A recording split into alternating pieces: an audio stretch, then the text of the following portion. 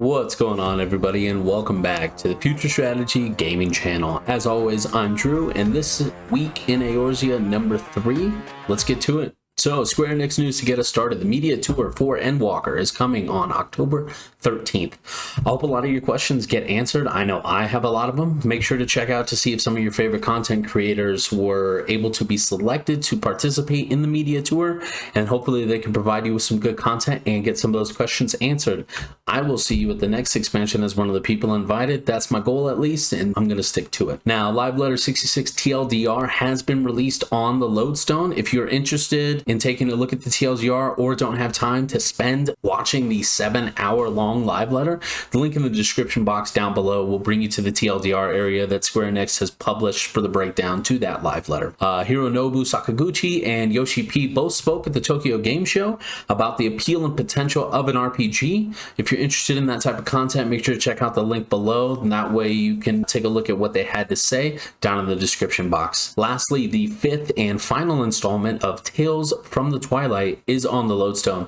This was a great 5-part series. As I've said before, I'm not huge on lore, and honestly, each of these is short enough that it doesn't suck up too much time and keeps you relatively connected. So, link down in the description below to help you find that series. Hopefully you enjoyed as much as I did. Moving on to community news. Final Fantasy 15 and 14's crossover event is still live for the next 2 weeks. A Nocturne for Heroes will come to a completion soon, so you want to make sure that you farm up all that MGP and purchase your flying car. Remember, it is 200k. Also remember that if you are new to the game and do want this car, please make sure that you have fulfilled the requirements that able to make you eligible for the quest. Make sure that you've completed the main story quest through the Praetorium before you can move on to the next stage. Now, 45 days left until the Endwalker Early Access. That's right, we've only got 45 left, which takes us to my current progress. So since our last video, I have now moved Red Mage into Bostia. I don't want to get too sidetracked, but I will say this. Bostia is amazing.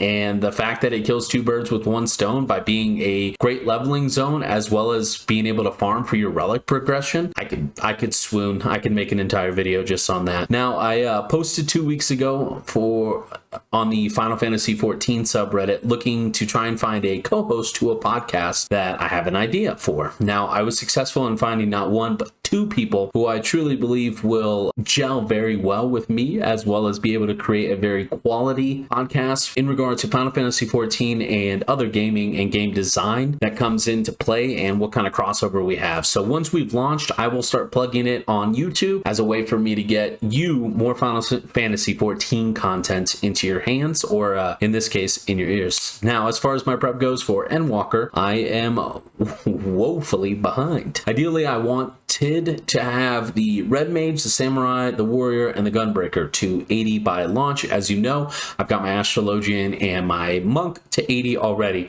This part I actually think is relatively achievable. Red Mage is now 78, Samurai is 72, Warrior 70, Gunbreaker is 60. Tank's not as bad. I actually really like the dungeon content, so I have a feeling I'll probably end up just power leveling those guys. I also wanted to pump Dragoon up as quickly as I could because, you know, they're a maiming class and Reaper's going to be moving into that as well, but I'm not sure whether or not that's on the horizon. 45 days is not a lot of time, and I've currently just gotten over the hump of the 10 million gil, where I felt like I was stuck on 9.4 million for ages, and now I'm finally over 10 million, but my goal of 25 million, 45 days, let's see, to make 15 million gil, I'd have to make 300k a day.